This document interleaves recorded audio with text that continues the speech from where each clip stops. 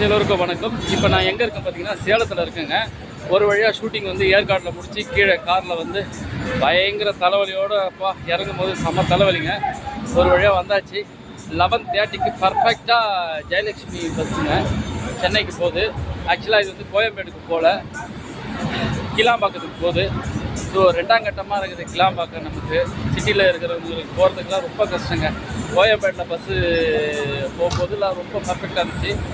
பாருங்கள், நல்லாயிருக்கு, நீட்னஸாக இருக்குது பஸ்ஸு. ஜெயலக்ஷ்மி சூப்பராக இருக்குது பாருங்கள். எனக்கு வந்து என்னென்னா ஆம்னி பஸ் வந்து நல்லா கம்ஃபர்டபுளாக இருந்துச்சுன்னா அந்த ஜேர்னி வந்து நல்லாயிருக்கும்.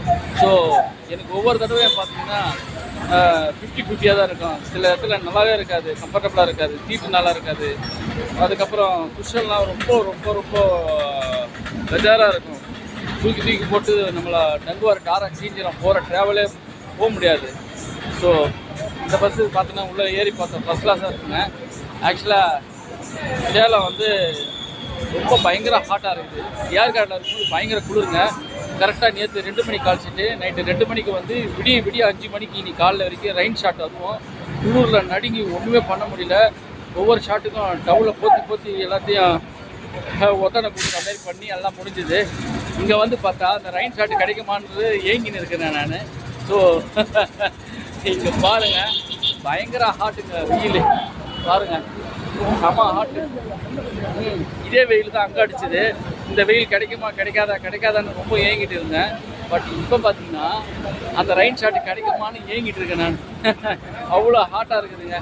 ஓகே ஃப்ரெண்ட்ஸ், பாய். நான் இப்போ சென்னைக்கு கிளம்பிட்டேன்.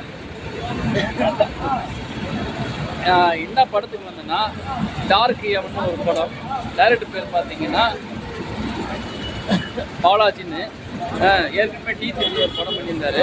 ஸோ அந்த படத்தில் வந்து நான் ஒரு முக்கியமான ஒரு லாரி டிரைவராக பண்ணியிருந்தேன்.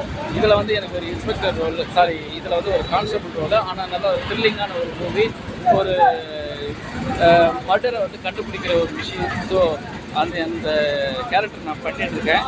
நல்ல ஒரு ஸ்டோரி இது. ஸோ இந்த படத்தில் நான் பண்ணுறது ரொம்ப ரொம்ப ஹாப்பி. உங்கள்கிட்ட ஷேர் பண்ணிக்கிறேன், எனக்கு ரொம்ப ஹாப்பிங்க. உண்மையாலுமே நல்ல ஒரு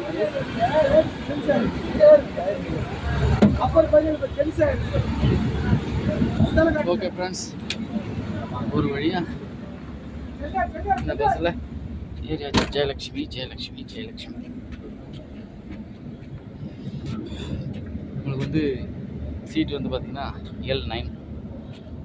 ஸோ அப்பாடா, ஒவ்வொரு விஷயமும் எனக்கு என்னென்னா ட்ராவல் பண்ணுறது வந்து ரொம்ப கம்ஃபர்டபுளாக இருக்கணும். அப்படி இருந்தால் தான் அந்த ட்ராவலே எனக்கு ரொம்ப ஹாப்பியாக, ஜாலியாக, ஃபினிஷிங்காக இருக்கும். Okay friends, bye. I love you.